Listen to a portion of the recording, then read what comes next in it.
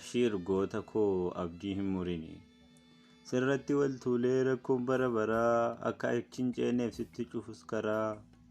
Akka hin sochoone miila si sakaalee akka hin dubbanne afaan si cuqqaalee. Dukkana si buusuuf ifa sirraa dhaamsee akka hin argineef ija kee si jaamsee. Harka miila hidhee hamilee si cabsee dhara sirratti tuulee haqa kan kee dabsee. Galma kan kee diigee sitti ta'uuf gufuu waan ati hin qabne hin qabda jedhee dhufuu. Guyyaa laakkatee dhufee darba barri mucucaatee kufa tabban ba'uu dharri. Dhugaan irra aanti tasa hin turini. Abshiir goota koo abdii hin murini. Abshiir goota koo abdii hin murini.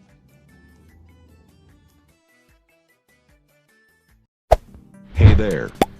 Subscribe to my channel. And also press this bell icon.